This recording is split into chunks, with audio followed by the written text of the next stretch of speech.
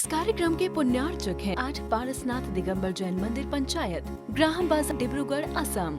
आचार्य one Kulwant Swami Maharaj ग्रंथ राज सार सोचे जी में आत्मा के क्रम विकास की चर्चा कर रहे हैं। तो वहीं आचार्य वन विश्व सार जी महाराज उस साधु की दशा को बता रहे हैं और एक बहुत अच्छी बात यहाँ पर आचार्य वन कह रहे हैं कि दिगंबर साधु तो कालिया नाग हैं। दिगंबर साधु कालिया नाग हैं। अच्छा लग रहा? नहीं लगा? ठीक है कि नहीं है? सुनने में अच्छा लग रहा है, पर वास्तव में ये कालिया नाग है। आचार्य कह रहे हैं दिगंबर मुनि कालिया नाग के समान हैं। कोई कह कैसे कह रहे हैं? अच्छा, विश्व में कोई भी ऐसी वस्तु नहीं जिसमें गुण ना हो। आप नाग को क्या समझ रहे? सिर्फ नाग का कार्य जहर देना, जहरी है क्या? हमने समझ रखा है कि सर्प काटता है, लोग मरते हैं, बस एक ही उसके दुर्गुण को देख लिया है, लेकिन उसकी एक विशेषता को जो कि हमने देखा नहीं, वो हम समझ ही नहीं पाया आज तक। आचार्य भगवान उस विशेषता की अपेक्षा से कह रहे हैं प्रत्येक वस्तु गुणों और दुर्गुणों से भरी होती है। कितनी भी अच्छी अच्छी वस्तु हो उसमें भी दुर्गुण होता है, कितनी बुरी भी वस्तु हो उसमें भी गुण होता है। सब वस्तु प्रतिपक्ष के साथ होती है। कोई वस्तु है अपने प्रतिपक्ष धर्म को ली होती है। यदि उसके अंदर गुण है तो नियम से उसके अंदर दुर्गुण होगा, गुण है तो दुर्गुण होगा। एक भगवान ऐसे हैं जिनके पास प्रतिपक्षी चीज नहीं होती। गुण है तो बस गुण ही गुण होते हैं वहां पर, दुर्गुण है। लेकिन संसारी जो भी जीव होगा, जितने भी संसारी जीव जगत में होंगे, वे द्विपक्षीय होंगे। सत्य हैं तो असत्य भी हैं कहीं ना कहीं। कोई कहे नहीं मैं तो सत्य का जीवन जीता हूं, मैं तो किसी झूठ नहीं बोलता। तुम्हारा जीवन ही सत्य का जीवन है, तुम क्या सत्य की बात करते हो? तुम विजय यदि बोलो हम तो महाराज किसी से झूठ नहीं बोलते, हम सत्य का जीवन जीते हैं, तुम्हारा जीवन ही सत्य का चल रहा है। सत्य का जीवन तो यथा जा स्वरूपोहम था। सत्य का जीवन तो वो था जैसे तुम जन्मे थे वैसे रहते, वो सत्य का जीवन था। तुमने अपनी वासनाओं को कपड़ों में दुका लिया, तुमने अपने विकारों को कपड़ों में छुपा लिया। ये सत्य का जीवन है क्या? सत्य का जीवन है। हम कह रहे हैं कि हम सत्य का जीवन जीते, हम कुछ नहीं छुपाते, हम कुछ नहीं छुपाते, हम झूठ नहीं बोलते, कुछ नहीं करते। तुम्हारा जीवन ही असत्य का है, पहला ही आधार असत्य का है। अब तुम्हारी बात सत्य कहां से होगी? आधार ही असत्य का है। ये कपड़े पहने हैं, यही असत्य है सबसे बड़ा। था सत्य तो वही था जो जन्म हुआ था और जो मरेगा। सत्य तो वही था जब जन्म हुआ था तब सत्य था, और जब मर रहा है शमशान में लेके जा रहे हैं और आखिरी में जब जला रहे हैं तो पूरे कपड़े उतार कर सारे गहने सोने चांदी कुछ ही पहना हो, यहाँ तक कि नाक से नस नहीं निकलती तो काट के निकाल देते हैं कुल्हाड़ी से। यदि हाथ की अंगूठी ना निकले तो काट देते हैं उंगली और अंगूठी निकाल देते हैं। सत्य तो ये था, यथा जा स्वरूप, जैसे आए थे वैसे ही जाओ। जब आए थे ना कोई नथ थी ना कोई अंगूठी थी, जा रहे हो तो ना कोई नथ रहेगी ना अंगूठी रहेगी। ये सत्य है बिल्कुल। आंख नाक से जब सोने की वो नहीं निकलती नथ तो व्यक्ति नाक काट देता है, नथ निकाल, उसको तो मुर्दा हो गया ना, उसको क्या ही फील हो रहा। उंगली काट देता है और अंगूठी निकाल लेता है। वो था सत्य का जीवन। अभी तो जीवन ही असत्य का है, अब तुम क्या सत्य बोलोगे? जिसका जीवन ही असत्य का हो वो सत्य क्या बोलेगा? जैसे कोई व्यक्ति गए, महाराज जी हम शुद्ध घी बना के लेके आए हैं, तो हम उससे पूछेंगे शुद्ध घी बना के लाया कि नहीं महाराज जी हमने अपने घर में निकाला, बिल्कुल अटपेरा ही घी निकाला है। अच्छा, तुमने घर में शुद्ध अटपेरा घी निकाला, ये बताओ पहले तुम दूध कितने घंटे का लाए हो? दूध तो महाराज जी हम गए थे तो उसे लगा के रख लिया था, सो हम ले आए। दूध तो रखा था उसके यहाँ, दूध वाले के यहाँ, तो हम गए और भर के ले आए, मतलब लेके आ गए। तो पहले वहीं तो अशुद्ध हो गया था, दूध ही अशुद्ध हो गया तुम्हारा। 48 मिनट के बाद ही दूध अशुद्ध हो जाता है, अभक्ष हो जाता है। अब दूध ही अभक्ष हो गया, उससे निकली हुई मलाई, फिर वही महाराज जी ने 3 दिन तक मलाई जोड़ी कटोरा में। कब तक जोड़ी? 3 दिन तक मलाई जोड़ी। कितने दिन तक जोड़ी? एक दिन में तो इतनी मलाई निकलेगी नहीं कि घी निकले। जब 3 दिन में इतना बड़ा कटोरा भर जाएगा। अब कह रहे हमने देखो घर का शुद्ध घी है। अब तो बताओ उसमें शुद्धता कहां पर होती? शुरुआती शुद्धता से चालू ही है। जहां पर तुम लेने गए थे वहां अपने सामने दूध लगवाया नहीं, और सामने लगवाया भी तो समय से घर पर लाए नहीं, 48 मिनट के अंदर उसे तपाया नहीं, 2 घंटे बाद उसे तपाया है, तो वहीं शुद्ध हो चुका है। अब उससे तुम जो मलाई निकाले उसे भी आप 3 दिन तक रखे रहे, इकट्ठी करते, मलाई पर मलाई, मलाई पर मलाई, मलाई पर मलाई डालते रहे। 3-4 दिन जब इकट्ठे हो गए, वो मलाई में स्मेल आने लगी, अब निकाल लो इसका घी। तो फिर तुमने उसका घी निकाल लिया और अब कह रहे हो शुद्ध घी है महाराज जी, शुद्ध घर का घी है। अब जिसकी बेस ही अशुद्ध था, तुम भले 8 पैरा की भी निकाल लो मलाई, लेकिन दूध ही तुमने समय पे व्यवस्थित गर्म नहीं किया था, समय से लेके नहीं आए थे, अथवा जो दे के गया वो आपने रख लिया। अब उसने कब निकाला था, आपको कब दिया था, कुछ ही पता नहीं है। आपने भले मलाई भी 12 घंटे के अंदर निकाल के तपा भी लियो, लेकिन दूध ही जब मूल ही अशुद्ध है, फिर उससे बनने वाली चीज कोई भी चीज शुद्ध नहीं हो सकती। तुम फिर अभी कुछ भी कहो महाराज जी, मन शुद्धि, वचन शुद्धि, काय शुद्धि, हाड़ जल शुद्ध है, अशुद्ध है। हाड़ जल शुद्ध है, अशुद्ध है, क्योंकि हम तो ग्वाले को बोल दिए थे भैया 2 लीटर दूध दे जाना हमारे घर पे, हमें चौका लगाना है अथवा हमें कुछ बना के ले जाना है। तो वो तो 2 लीटर दूध दे गया। अब वो पानी मिला के लाया, कहाँ से लाया, हैंडपंप का पानी डाला, क्या डाला? तुम तो 2 लीटर दूध मंगा के और अपने उसकी रबड़ी बना ली, मिठाई बना ली। महाराज जी हाड़ जल शुद्ध है। तुम्हें तो ऐसा लगा कि हमने तो इसमें, अब इसके बाद आपने प्रोसेसिंग करी, आपने उसके बाद उसमें पानी मिलाया या जो भी किया, उसके बाद प्रोसेसिंग करी, आपने 16 कपड़े पहने, ये किया वो किया, लेकिन आप मूल ही चीज अशुद्ध थी। तो फिर आपके 16 के कपड़े पहनकर, कुएं का पानी डालकर कितनी बनाते रहो आप, औंटते रहो, क्या वो शुद्ध कहलाएगी? इसका बेस ही अशुद्ध है। तो ऐसे ही कोई व्यक्ति कह रहे मैं सत्य बोलता हूं, सत्य बोल रहा हूं भैया, सत्य बोल रहा हूं, तो कपड़े पहने बैठा, ये सबसे बड़ा सत्य यही है। सबसे बड़ा तो सत्य क्या है? आ रहा है ना पन्ना लाल जी समझ में? नहीं आ रहा? क्या कपड़े पहनने वाला सत्य बोल सकता है क्या? कपड़े पहनने वाला सत्य बोल सकता है?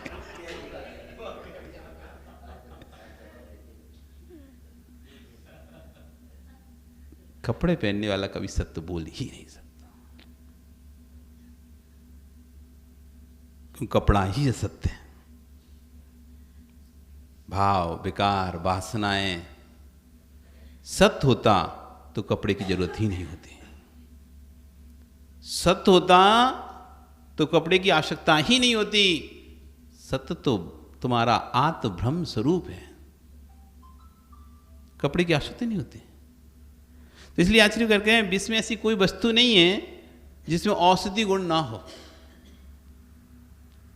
विश्व कोई ऐसी वस्तु नहीं जिसमें कोई गुण ना हो। विश्व का ऐसा कोई मनुष्य नहीं है जिसमें कोई गुण ना हो, और ऐसा कोई मनुष्य नहीं संसार का जिसमें कोई दुर्गुण ना हो। इसलिए कभी किसी के गुणों को देखकर ना तो ज़्यादा फूला समाना, मतलब ज़्यादा वो नहीं सोचना, और ना किसी के दुर्गुणों को देखकर हीन देखना। दुर्गुणी भी गुणी होता है, दुर्गुणी भी गुणी होता है। आपके पेट से निकला हुआ मल आपके लिए साहारीन है, आपके लिए हे है, आप उसे खा सकते हो क्या? नहीं खा सकते। आपकी तो पेट कमल है, आपकी तो पेट कमल है, सारी है कि नहीं है? जितना प्रोटीन विटामिन जितना लेना था सामग्री से आपने ले लिया, उसके बाद जो मल बचा था वो तो सब निकलने के बाद ही है। तो आपके लिए दुर्गुण लिख रहा है वो, लेकिन सुअर के लिए उसी में ही तो गुण दिख रहा है, उसी से तो प्रोटीन ले रहा है, उसी से तो विटामिन ले रहा है। नहीं ले रहा क्या? नहीं ले रहा? किससे ले रहा है वो प्रोटीन विटामिन? वही तो खा रहा है वो, उसी को खा खा के मोटा मोटा होता चला है, और बड़े चाव से खाता है। जिसे तुम देखना पसंद नहीं करते उसे चाट चाट के खाता है, तुम रबड़ी खाते हो ना।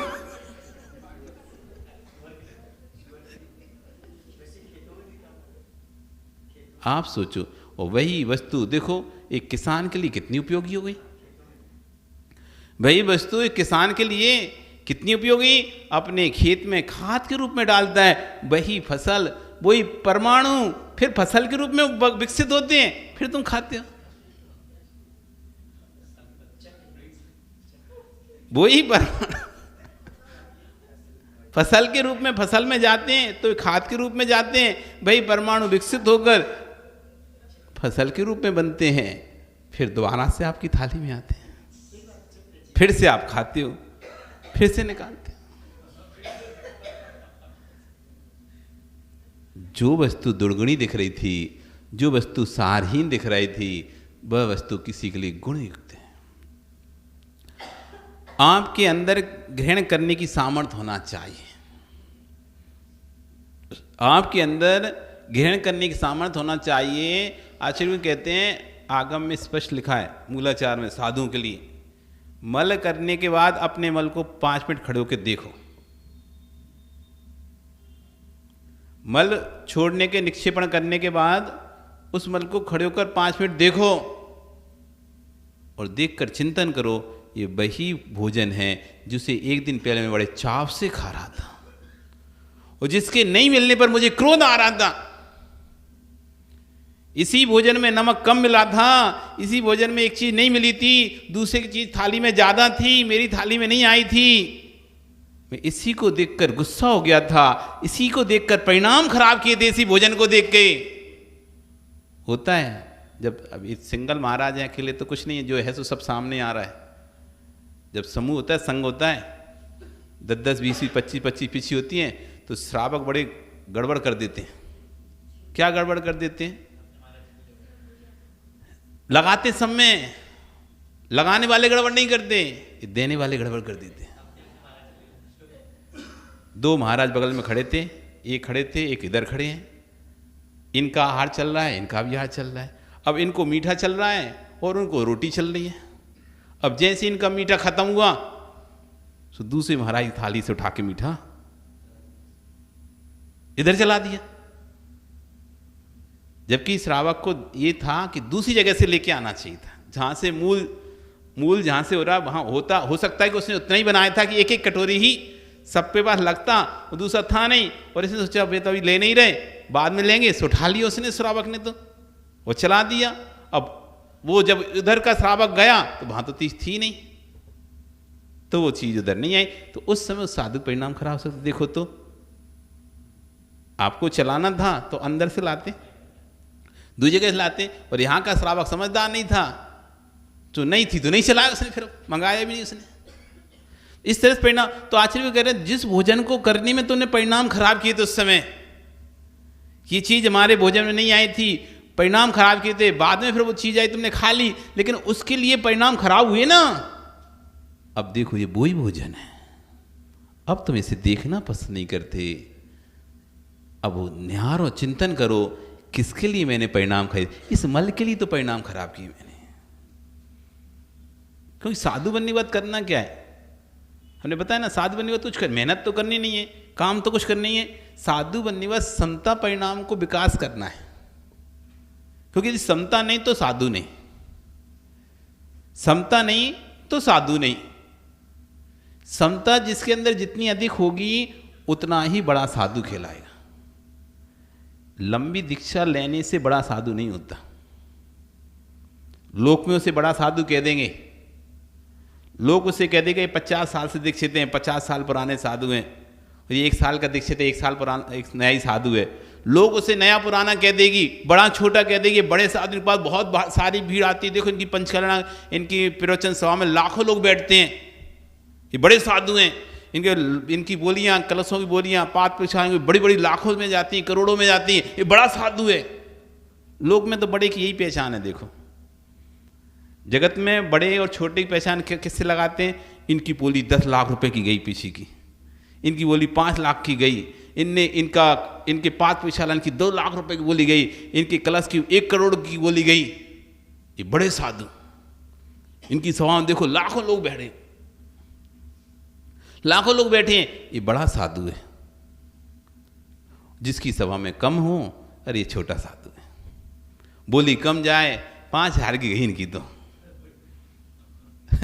5,000 की, 11,000 की बात पिछाना, ये 5,000 गई, ये छोटा सा, उनकी देखो 11 लाख की गई थी। तो लोग में इसको बड़ा छोटा कह रहे हैं, लेकिन आगम इसको बड़ा छोटा नहीं कहता, कर्म सिद्धांत इसको बड़ा छोटा नहीं कहता। बड़ा साधु वह है जिसकी समता बड़ी है, जिसके परिणाम विषमताओं में जो समता परिणाम रख पाता है, जितनी अधिक देर तक, जितने लंबे समय तक जो विषमताओं में समता रख पा रहा है, वो सबसे बड़ा साधु है। उसकी कर्म निरजा जल्दी होगी, चाहे वो आज दीक्षा लिया हो, चाहे कल दीक्षा लिया हो, चाहे 10 साल पहले दीक्षा लिया हो। दीक्षा से कर्म नहीं कटते कि तुमने 50 साल पहले दीक्षा ली, तुम्हारे ज़्यादा कर्म कटेंगे, और इसने आज दीक्षा ली, इसके कर्म कटेंगे। नहीं, तुम 50 साल दीक्षा लेने के बाद भी वो गुण को विकसित नहीं कर पाए, समता गुण को, तो आप साधु नहीं है। वो एक दिन दीक्षा लेने के बाद भी उसने अपने समता गुण को विकास करना प्रारंभ कर दिया है, वो बड़ा साधु है। ये है साधु की पहचान। मतलब साधु बन के करना क्या है? साधु बन के करना क्या है? यदि बड़ा साधु बनना है तो बाहर से नहीं, अंदर से बनना चाहिए। बाहर का बड़ा साधु लोक में प्रशंसा प्राप्त करेगा, बाहर का बड़ा साधु लोक में प्रशंसा प्राप्त करेगा, लेकिन अंदर का बड़ा साधु परलोक में प्रशंसा प्राप्त करेगा। बाहर का बड़ा साधु लोक में प्रशंसा प्राप्त करेगा, लोग उसकी वाहवाही करेंगे, खूब बैनर पोस्टर लगेंगे, जयकारा लगेंगे, टीवी पर, फिल्मों, मतलब सब जगह उसके ऊपर डॉक्यूमेंट्री सब कुछ बनेगी। ये बाहर का बड़ा साधु। लेकिन अंदर का, तो इसलिए कहा कि आचार्य ने बाहर का बड़ा साधु लोक में प्रशंसा प्राप्त करता है, लेकिन अंदर का बड़ा साधु परलोक में प्रशंसा प्राप्त करता है। ये बाहर का बड़ा साधु था, लेकिन बाद में पता नहीं कौन सी गति में गया, किसी को नहीं पता। आपको पता है क्या मरने के बाद व्यक्ति कौन सी गति में जाता है? गया, बस सब स्वर्गवासी होते हैं। जितने श्रावक मरते हुए सर्व स्वर्गवासी, और जितने साधु बनते हुए समाधिस्थ। इस कार्यक्रम के पुण्यार्जक थे 8 पारसनाथ दिगंबर जैन मंदिर पंचायत, ग्राहम बाजार, डिब्रूगढ़, असम।